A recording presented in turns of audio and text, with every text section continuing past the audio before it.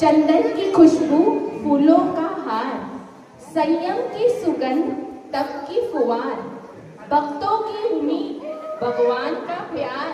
मुबारक हो आपको पर्युषण का त्योहार, मुबारक हो आपको पर्युषण का त्योहार।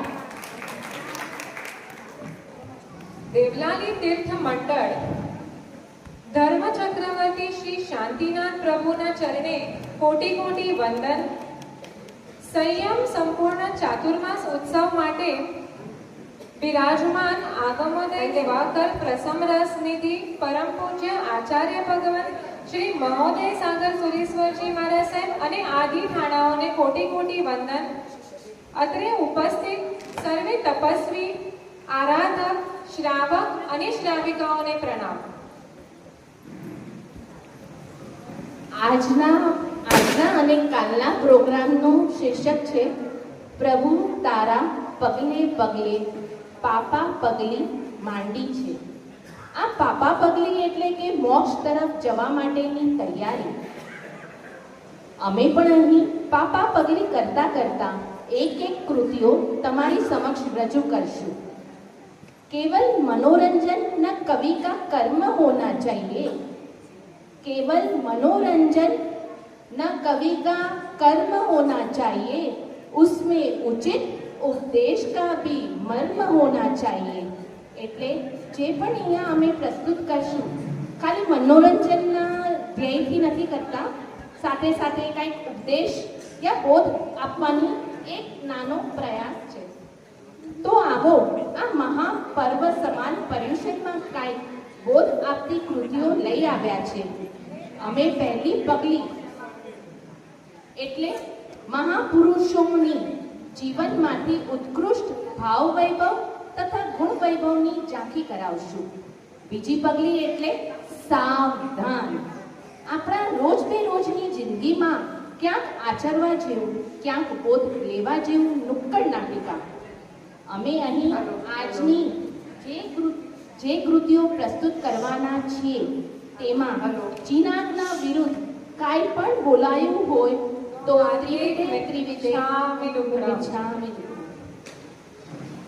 જૈન શાસનના ભાવ સમ્રાટ મહાપુરુષો। વિશ્વના સૌથી પ્રાચીન અને ઐતિહાસિક ધર્મ છે જૈન ધર્મ। પ્રભુ ઋષભદેવના સમયથી પ્રભુ મહાવીર સ્વામી સુધીના સમયમાં અનેક વિવિધ મહાપુરુષોએ પોતાના જીવનને ધર્મ રંગે રંગી એક્સ્ટ્રા ઓર્ડિનરી વિશેષતાઓ પ્રાપ્ત કરી, જેમની વાતો સાંભળી આપણી આંખો અને અંતર ભીંજાઈ જાય છે, રોમે રોમે વિકસિત થઈ જાય છે, હૃદયમાં આનંદ આનંદ છવાઈ જાય છે અને મુખ્યથી શબ્દો શરૂ થાય છે ત્યારે તમોને જેમને જોયા હશે તે ધન્ય છે। આ અનેક મહાપુરુષો મહાત્માઓમાંથી 5 વિશિષ્ટ ભાવ સમ્રાટ મહાપુરુષો આજે પધાર્યા છે। જોવા છે તમને બધાને? તમે તૈયાર છો? પ્રસ્તુત કરે છે જૈન શાસન ભાવ સમ્રાટ મહાપુરુષો। પહેલું લઈએ છીએ આપણે મેઘરથ રાજા। દેવલાલીના અધિપતિ, પરમ શાંતિ દાતાર, કરુણાના અવતાર પ્રભુ શ્રી શાંતિનાથ ભગવાન। ટેન્શન, ડિપ્રેશન, ફ્રસ્ટ્રેશનથી ભરેલા આ સંસારમાં શાંતિ આપનાર તરીકો શા માટે સિદ્ધ થયો છે તે જોવું છે તો જાણી લ્યો એમના મેઘરથ રાજાના ભવને। વીણાબેન પ્રકાશભાઈ છેડા, ગામ ડેડિયા। જય જીનેન્દ્ર। બચાવો બચાવો મહારાજા, મને બચાવો, હું આપના શરણમાં છું એમ કહેતું એક કબૂતર મારા ચરણમાં આવીને પડ્યું। હું મહાવિદેહની પુંડરીકીણી નગરીનો રાજા મેઘરથ છું। હું રાજા હોવા છતાં ચુસ્તપણે ધર્મ અને નિયમોનું પાલન કરું છું. આજે હું પૌષદ શાળામાં પૌષદ લઈને બેઠો હતો ત્યારે ત્યાં એક આશ્ચર્યજનક ઘટના ઘટી. એક કબૂતરે આવીને મારું શરણું લીધું.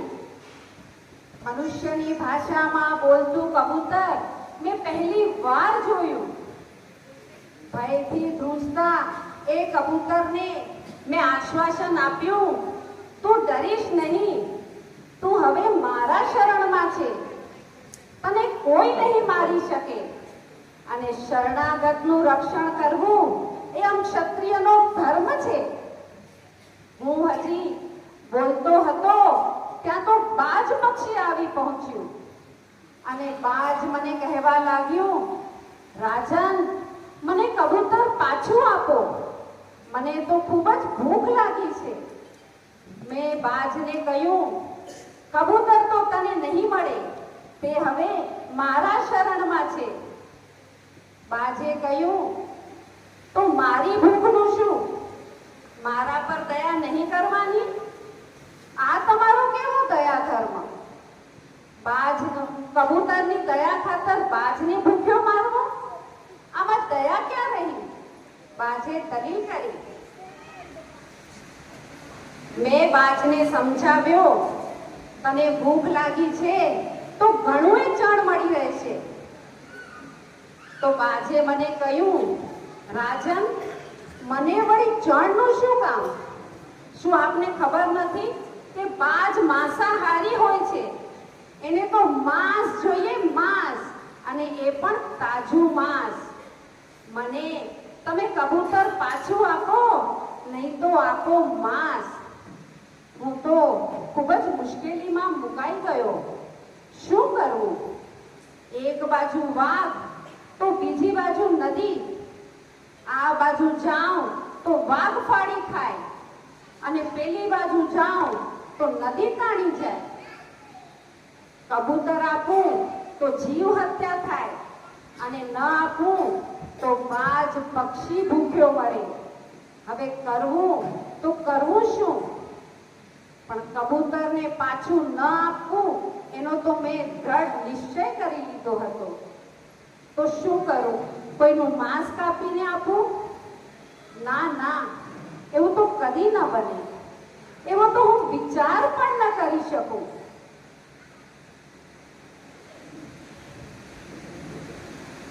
અને કોઈને માર્યા વગર તો માંસ મળવાનું પણ નથી. તો પછી કબૂતરને મારો કે બીજા કોઈને? હિંસા તો બંને સ્થાને સમાન જ છે. આ પ્રશ્ન ખૂબ જ વિકટ હતો, પણ મન જ્યારે સંપૂર્ણપણે ધર્મને સમર્પિત થઈ ગયું હોય તો બધી વાતનો ઉકેલ મળી જ રહે છે. મને એકાએક વિચાર આવ્યો કે હું મારું જ માંસ આપી દઉં તો કેમ? તો કબૂતર પણ બચી જશે અને બાજ પક્ષી પણ ભૂખ્યો નહીં મળે. મેં બાજને મારી ઈચ્છા જણાવી. બાજે તો મારી સમક્ષ શરત મૂકી કે હે રાજન, મને કબૂતરના વજન જેટલું જ માંસ જોઈશે. મને જરા પણ ઓછું માંસ નહીં ચાલે. એ માટે તમારે ત્રાજવું મંગાવવું પડશે.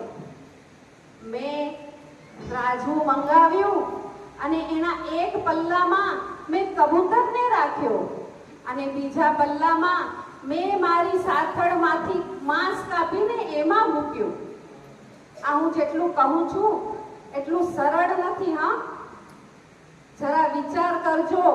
આપણને એક કાંટો પણ વાગી જાય તો ચીસ નીકળી જાય છે, તો આ છરીની તો વેદના કેટલી હશે, કલ્પના કરી જોજો. પણ હૃદય જ્યારે બીજા પ્રત્યે પ્રેમથી ઉભરાય ત્યારે કોઈ પણ દુઃખ નથી લાગતું અને સુખ લાગે છે. બીજાને જો સુખ મળતું હોય તો આ હૃદય પોતાના પર અનેક દુઃખો ઝીલી લેવા તૈયાર થઈ જતું હોય છે. મેં તો કાપી કાપીને ત્રાજવામાં માંસ મૂકવા માંડ્યું, પણ આશ્ચર્ય, હજી એ કબૂતરનું પલ્લું તો નીચું જ હતું. મેં આટલું વજનદાર કબૂતર ક્યારેય જોયું ન હતું. તો હવે મારે શું કરવું? કાપીને હું શું કાપું? મેં વિચાર કર્યો કે હવે કાપવાથી નહીં ચાલે. મારે તો આખું ત્રાજવામાં બેસી જવું પડશે. અને હું તો ત્રાજવામાં બેસી ગયો. ચારે બાજુ હાહાકાર મચી ગયો. મારી સાથે પૌષધ કરી રહેલા સૈનિક સામંતો અને સેનાપતિઓ કહેવા લાગ્યા, રાજન, બસ કરો, હવે બસ કરો. એક કબૂતર માટે આટલું મોટું બલિદાન? તમારા વગર રાજ્ય ન ખણિયાતું થઈ જશે. તમારી સાથે સેંકડો લોકોના જીવન જોડાયેલા છે. અને અમને તો આ કબૂતર કોઈ દેવ માયા લાગે છે. નહીંતર આટલું વજનદાર કબૂતર હોય ખરું? કબૂતર મનુષ્યની ભાષામાં બોલે ખરું? તમે આના પર જરા વિચાર કરો અને પાછા ફરો રાજન, પાછા ફરો. બધા જ લોકો આમ બોલતા હતા ત્યાં પ્રકાશનું એક જબરજસ્ત વર્તુળ પેદા થયું. અને એ વર્તુળમાંથી એક દેદીપ્યમાન દેવ પ્રગટ થયો. એ દેવ દેદીપ્યમાન દેવ પ્રગટ થયો. દેવ કહેવા લાગ્યો, રાજન, મેં આપની ધાર્મિકતા અને દયાની પ્રશંસા ઈશાનેન્દ્ર દેવ પાસેથી સાંભળી ત્યારે મને આપની પરીક્ષા લેવાનું મન થયું. પરંતુ હું ઈશાન દેવલોકનો દેવ છું. પરંતુ આપને જોયા પછી મને ખાતરી થઈ ગઈ કે બીજાની રક્ષા માટે પોતાના પ્રાણનું બલિદાન દેનારા લોકો પણ આ વિશ્વમાં હોય છે. પોતાની રક્ષા માટે બીજાનું બલિદાન દેનારા તો મેં ઘણા જોયા, પણ બીજાની રક્ષા માટે પોતાનું બલિદાન દેનારા મેં પહેલી વાર જોયા. હે નૃપતિ, મેં આપને ઘણું કષ્ટ આપ્યું છે. એ માટે હું ખૂબ જ દિલગીર છું. મને ક્ષમા કરજો. એમ કહી અને તેજોમય દેવ અદૃશ્ય થઈ ગયા. ત્યાર પછી મેં દીક્ષા લેવાનો નિર્ણય લીધો છે. મેઘનાથ રાજાએ વિષસ્થાનક તપની આરાધના કરી, સાથે વિશ્વના સર્વે જીવોની ઉદ્ધારની ભાવના ભાવી તીર્થંકર નામ કર્મ બાંધ્યું. અને આખરે શાંતિનાથ નામે 16મા તીર્થંકર બન્યા. ઓળખાણ પડીને? જય ગુરુ. બોલો બોલો શ્રી શાંતિનાથ ભગવાન કી જય.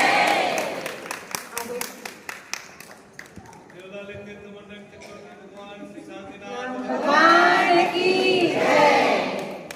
બીજું, ઈચ્છા વિના પણ સંભળાયેલા પ્રભુ વચનો જો જીવન બચાવી અને જીવનને સંસારમાંથી ઉગરી શકે તો જીન વચનો પ્રભુવાણીમાં કેટલી અખૂટ શક્તિ રહેલી હશે.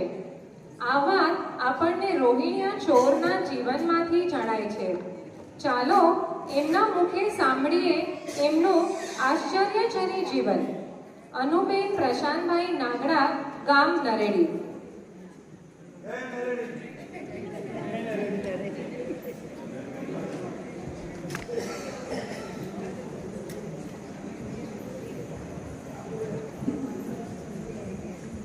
હું રોહિણી ચોર અને મારા પિતા તો બહુ જ કમાલના હતા.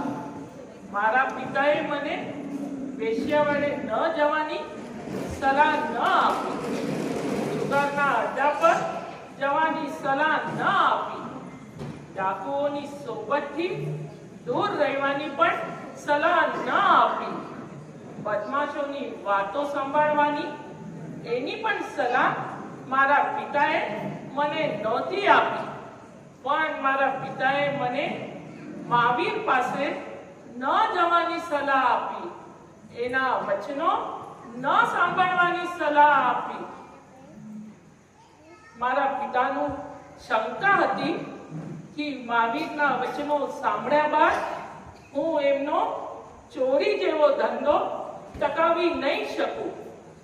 એમનું માનવું હતું કે મહાવીરના વચનો એટલા બધા તાકાતપ્રદ છે કે એના શ્રવણ પછી ચોરી જેવા પાપો આ જીવનમાં ટકવા અશક્ય છે. અને મેં મારા પિતાનું સૂચનોનું ચુસ્તપણે પાલન કર્યું. પણ એકવાર હું ભારે સંકટમાં મુકાઈ ગયો. હું ચોરી કરીને ભાગતો હતો અને મારા ભાગવાના રસ્તામાં જ પરમાત્મા મહાવીર સ્વામીનું સમવસરણ રચાયું હતું. ત્યાં એમની દેશના ચાલી રહી હતી. ભૂલે ચૂકે પણ એમના દેશનાના શબ્દો મારા કાનમાં ન સંભળાય માટે મેં બંને હાથની આંગળીઓ કાનમાં નાખી ઝડપથી ભાગવાનું ચાલુ કર્યું. પણ પુણ્ય મારું જોરમાં હતું. ભાગતા ભાગતા મારા પગમાં કાંટો ઘૂસી ગયો અને કાંટો કાઢ્યા વિના હું ભાગી શકું તેમ ન હતું. અને જો કાંટો કાઢવા ઊભો રહું તો વીરના દેશનાના શબ્દો મારા કાનમાં સંભળાઈ જાય તેમ હતા. પણ છેવટે મેં એક કાનમાંથી આંગળી બહાર કાઢી પગમાં ઘૂસી ગયેલ કાંટો કાઢી લીધો અને ભાગવાનું ચાલુ કર્યું. પણ આટલા ટૂંકા ગાળા દરમિયાન પણ મને પ્રભુ વીરના 3 વચનો સંભળાઈ ગયા. એક, પરમાત્માઓના પગ, દેવતાઓના પગ જમીનથી અદ્ધર રહે છે. બીજું, દેવતાઓના ગળામાં રહેલ પુષ્પોની માળા ક્યારેય ગરમાતી નથી. અને ત્રીજું, દેવતાઓની આંખો ક્યારેય પટપટાવતા નથી. મેં આ વચનોને ભૂલી જવાના ઘણા પ્રયત્ન કર્યા પણ અસમર્થ રહ્યો. અને આશ્ચર્ય અભય કુમારના ખૂને હતી. એમના સિપાહીઓએ મને ચોરીના આરોપ હેઠળ પકડી તો લીધો જ, પણ મારી પાસેથી ગુનોની કબૂલાત કરાવી શક્યા નહીં. છેવટે અભય કુમારે મને ચંદ્રહાસ દારૂ પીવડાવવામાં આવ્યો અને એના અસરમાંથી મુક્ત થયો તો મારી ચારે બાજુ દેવલોક જેવું કૃત્રિમ વાતાવરણ ઊભી કરી દેવાયું હતું. અને એ જ સમયે મને યાદ આવી, પ્રભુ વીરના વચનો યાદ આવી ગયા. મને બરાબર ખ્યાલ આવી ગયો કે ચોરીના ગુનોની કબૂલાત કરવા અભય કુમારે રચેલું આ છવટું છે. અને એમના માણસો દ્વારા પૂછાયેલા તમામ પ્રશ્નોના જવાબ ચતુરાઈપૂર્વક દઈ ત્યાંથી સહી સલામત છૂટી જવામાં હું સફળ તો બની જ ગયો. પણ મેં છેલ્લે નિર્ણય લીધો કે અજાણતાએ સંભળાયેલા પ્રભુ વીરના વચનોએ મારું જીવન બચાવી લીધું છે. એ જ પ્રભુના ચરણે આખું જીવન સમર્પિત કરી દેવું છે. હું સીધો પરમાત્મા દેવ પાસે ગયો અને શ્રેણિક મહારાજાને બોલાવી ચોરીનું ધન જ્યાં જ્યાં દાટ્યું હતું તે બધી જગાની કબૂલાત કરી દઈને પ્રભુના વરદ હસ્તે દીક્ષા અંગીકાર કરું છું. એક વખતના ચોર આજે મુનિ બની ગયા છે.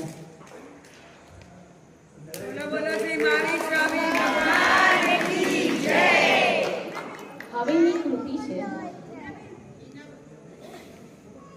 કલિકાલમાં અર્થાત 5મા આરામાં તો સર્વજ્ઞ થતા જ નથી, પરંતુ પોતાના જ્ઞાન વૈભવ, પ્રભાવના વૈભવ, આરાધના વૈભવ, ગુણ વૈભવના પ્રભાવે આજે પણ જેઓ કલિકાલ સર્વજ્ઞ તરીકે પ્રસિદ્ધ છે.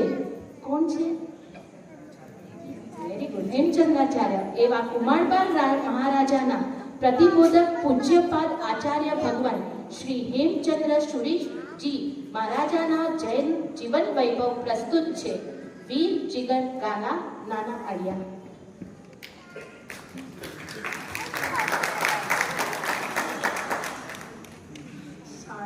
3 કરોડ શ્લોકો પ્રમાણ સાહિત્યનું મેં સર્જન કર્યું. 100 વર્ષોના દિવસો ગણીએ તો થાય 36,000. દર એક દિવસ જો 1000 નવા શ્લોકોની રચના થાય તો 100 વર્ષના થાય 3 કરોડ અને 60 લાખ શ્લોકો. પણ બાલ્યાવસ્થામાં તો મેં દીક્ષા લીધી.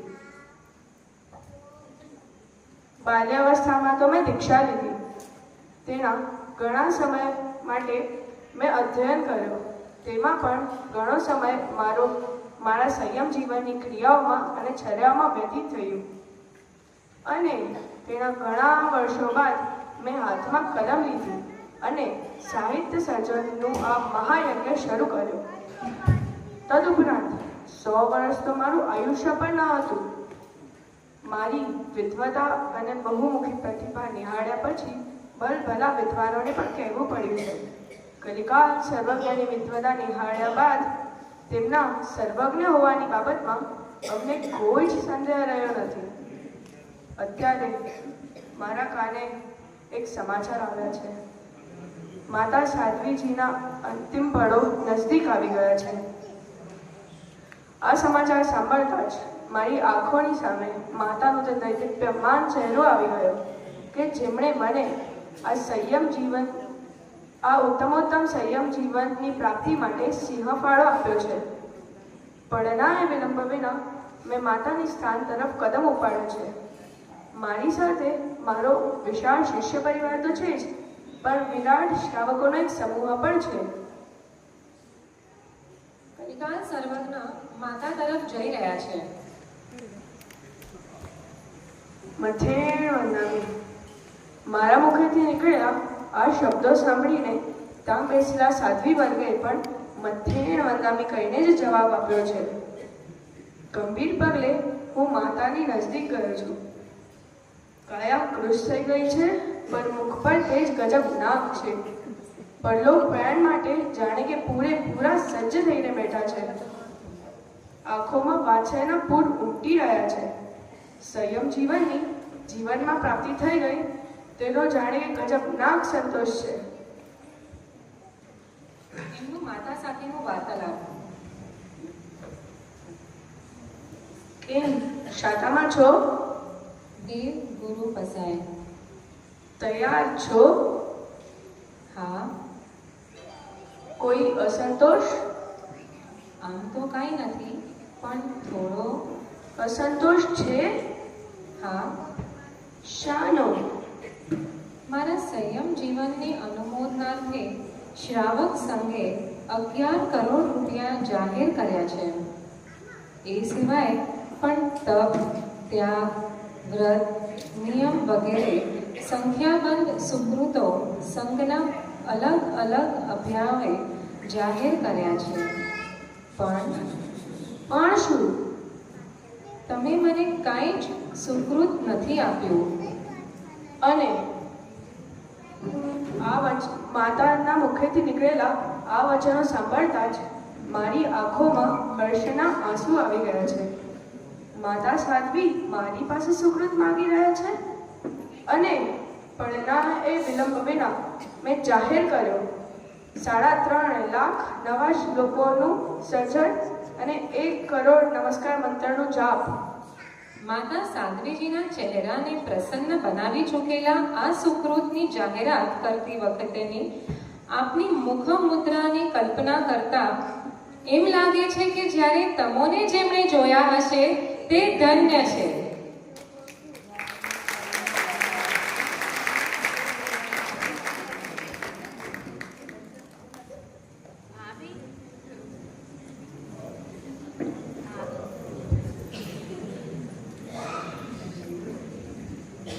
ભાવે ભાવના ભાવીએ ભાવે દીજે દાન, ભાવે જીનવર પૂજીએ ભાવે કેવળ જ્ઞાન. આ પંક્તિને આત્મસાત કરી સુપાત્ર દાનના ભાવોમાં હિલોડા લેનાર મહાશ્રાવક થયા જીર્ણશીલ, જેમની ભાવના શાસ્ત્રોમાં સ્તવનોમાં પણ ગવાય છે. અને આજે હું જ્યારે દેરાસરમાં ગઈ હતી ત્યારે પોષદવાળા મારા ઘરની આંટી આ જીર્ણશેઠની જ ગાતા હતા આ સ્તવન. એ સાંભળી રિયલી મને એમ થયું કે આજે કેવો જોગાનો જોગ છે, એમને પણ આજે એ જ ત્યાં સ્તવન ગાયું છે. જીર્ણશેઠજીની ભાવના ભાવે રે મહાવીર પ્રભુ ઘેર આવે રે. પ્રભુને હૃદય ગૃહે પધારવાના ભાવોથી જીર્ણશેઠ શું શું પામ્યા, ચાલો એમના જ મુખે સાંભળીએ. હિનાબેન જીતેન્દ્રભાઈ મૈશેરી, ગામ લાલા. મારા મનમાં એક ભાવ જાગ્યો છે કે પ્રભુને તપને પારણે ઘરે પધરાવું અને એમના પારના દ્વારા સંસારના બારને હું કાયમના તાળો લગાવી દઉં. મેં પ્રભુને એ અંગેની વિનંતી કરી તો ખરી, પણ પ્રભુએ કૌશક પાડ્યો જ નહીં. મને ખ્યાલ આવી ગયો કે પ્રભુએ તપ લંબાવ્યો છે. મેં બીજે દિવસે પુનઃ પ્રભુને વિનંતી કરવા આવ્યો અને પ્રભુ એ જ અવસ્થામાં કૌશક ધ્યાનમાં લીન છે. નથી તો મારી ધીરજમાં કોઈ ઓટ આવી, નથી તો મારા શુભ ભાવમાં કોઈ કડાકો બોલાયો. મેં નિર્ણય કર્યો કે ગમે તેટલો દિવસ મને ધીરજ ધરવી પડે, પ્રભુને પારના માટે હું ઘરે જરૂર લઈ આવીશ. દિવસો વીતતા ગયા. 15 દિવસ, 25 દિવસ, 35 દિવસ, 60 દિવસ અને 120 દિવસ. આપણે તો એક દિવસ કહીએ કૌશક કરો તો શું કરીએ? કાલે શું કરવાનું છે, આપણે ક્યાં જવાનું છે, આપણે શું રસોઈ કરશું, એવું બધું. પણ પ્રભુજીએ 120 દિવસ કૌશક કર્યું. પ્રભુએ એ જ નિક્ષરતા સાથે કૌશક ધ્યાનમાં લીન હતા. મારું રોજનું પ્રભુ પાસે આવવાનું અને પ્રભુને રોજ નિહાળવાનું મને મળેલ સદભાગ્ય મને પાગલ કરી ચૂક્યું છે. આજે 121મો દિવસ હું પ્રભુ પાસે ગયો. પ્રભુએ કૌશક પાડ્યું છે. મારો આનંદનો પાર નથી. મારી આંખોમાંથી હર્ષના આંસુ વહી રહ્યા છે. વારંવાર મારી આંખો પ્રભુને ટગર નિગાડી રહી છે. મારા વાલા વીરના 4 મહિનાના ઉપવાસ થઈ ગયા અને એ પણ ચોવિયારી.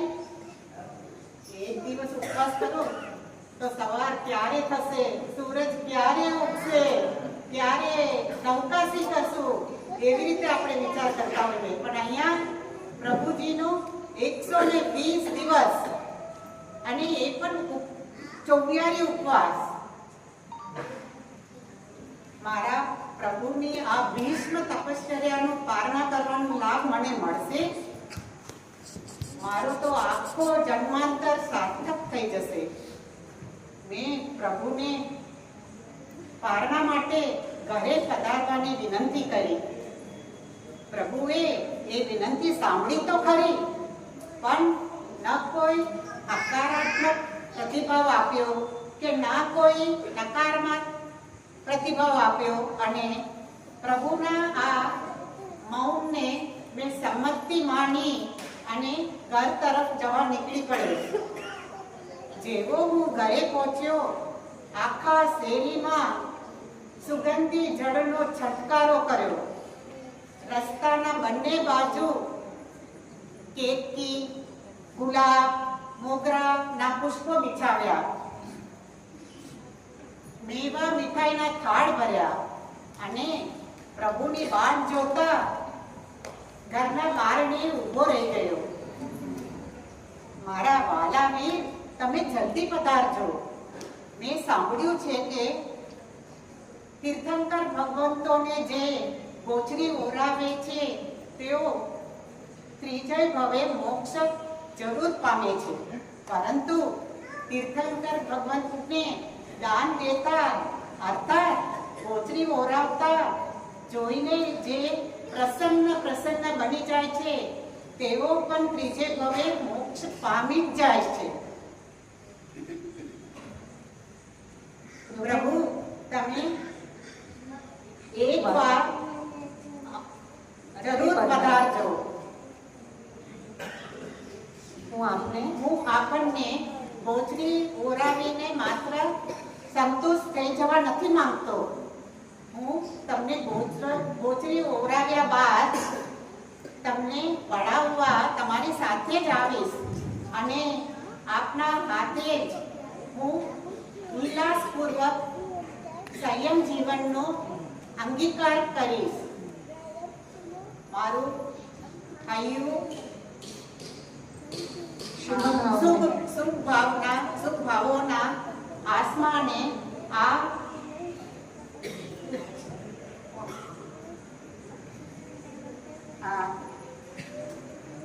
વહી રહ્યું છે. આ બાજુ મારા કાને દિવ્ય દુંદુબીના નાદ સંભળાય છે. મને બરાબર ખબર પડી ગઈ કે આ દિવ્ય દુંદુબીના નાદ મારા પ્રભુના 4 મહિનાના 44 ઉપવાસના પારનાશ થઈ ગયા છે અને મારી આંખોમાંથી આંસુની ધારા વહી રહી છે અને મારા આ ધારાને લીધે 12મા દેવલોકનું આયુષ્ય બંધાઈ તો ગયો, પરંતુ મારા કમનસીબના કારણે હું વંચિત રહી ગયો. પારણા માટેની મારી 4 મહિનાની વિનંતી અને પારણા કરવામાંથી વંચિત રહી ગયું.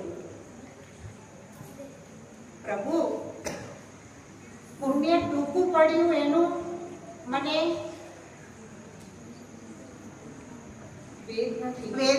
વેદના નથી, પરંતુ આ ક્ષેત્રમાં પુણ્ય ટૂંકું પડ્યું.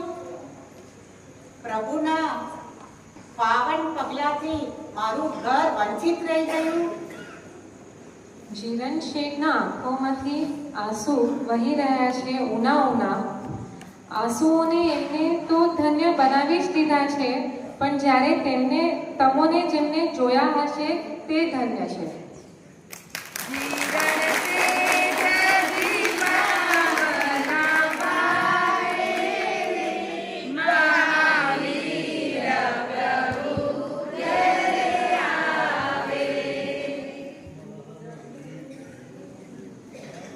પરમાત્મા પ્રભુ વીરની કરુણા પામી એમના બોધ ધ્યાન 2 શબ્દોનો આહલાદક સ્પર્શ પામી ક્રોધી, ક્રૂર અને કાતિલ જીવો પણ કેવા શાંત, સ્વસ્થ અને સ્થિર બની જાય છે.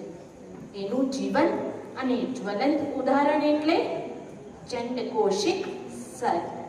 એ ભાવ સમ્રાટ ચંડકોશિક સર્પ આપણને શું કહેવા માંગે છે? ચાલો સાંભળીએ. અર્ણવ હેમંત શાહ, ગામ દેવપુર. ક્રૂરતાની કદાચ તમામ સીમાઓ હું ઓળંગી ચૂક્યો છું. હું જ્યાં પણ વસવાટ કરું છું ત્યાં મેં કોઈને પણ જીવતા દીધો નથી, ના માનવ, ના પશુ અને ન પંખી. મારી દાઢમાં તો ઝેર છે જ, પણ મારી દ્રષ્ટિ પણ ઝેરીલી થઈ ગઈ છે. જેના પર પણ હું સંકલ્પ સાથે દ્રષ્ટિ ફેંકું એનું આ ધરતી પર જીવવું અશક્ય બની જાય છે.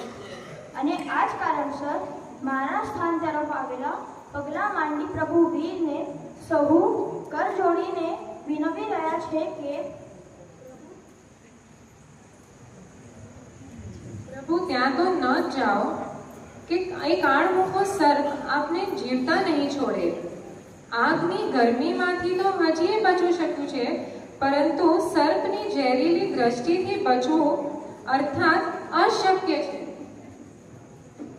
પણ સહુની સ્પષ્ટ ન છતાં પરમાત્મા મહાવીર દેવ મારે એકદમ નજીક આવી ચૂક્યા હતા અને મારી નજર એમના પર પડતાવે હું ઉભવાયો. આ માણસની આ હિંમત! અને પછી મેં ફેંકી છે મારી ઝેર ભરી દ્રષ્ટિ, પણ મારી એ કાતિલ દ્રષ્ટિની એ મહામાનવ પર કોઈ અસર થઈ નથી.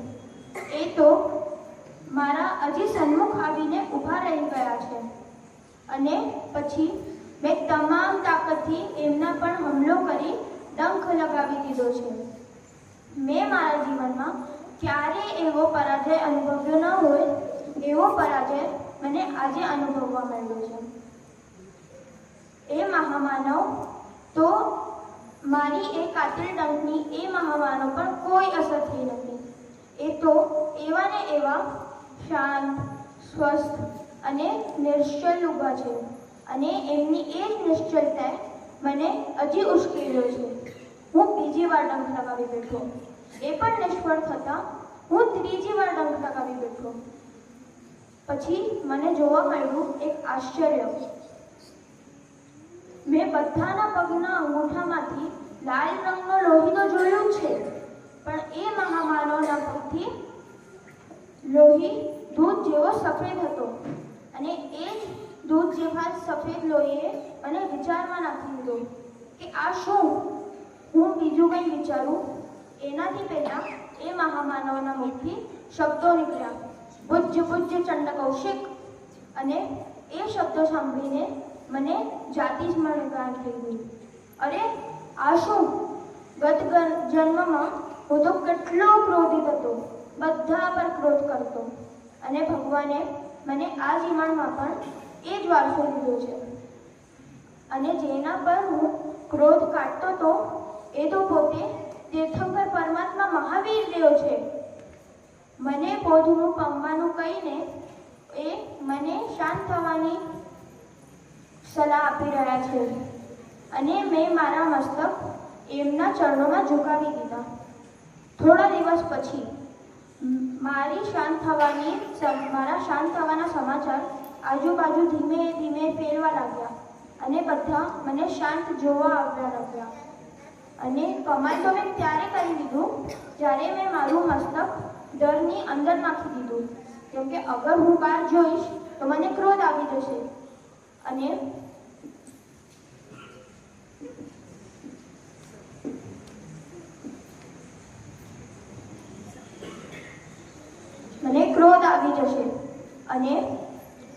બધા મારા શરીરના ઉપર ઘીના છાંટના કરવા લાગ્યા અને મારા બાજુમાં સાકર મૂકવા લાગ્યા.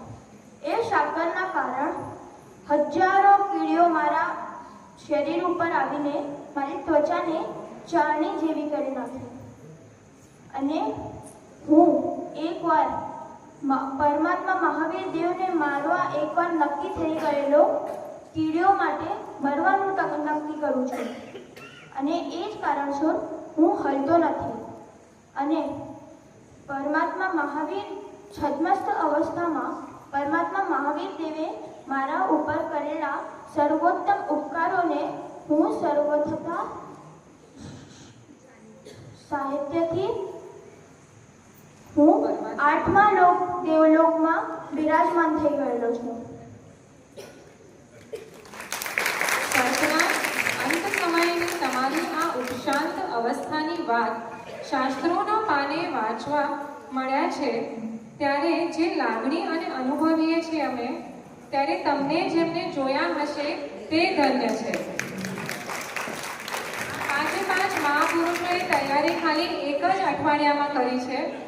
બહુ જ સરસ.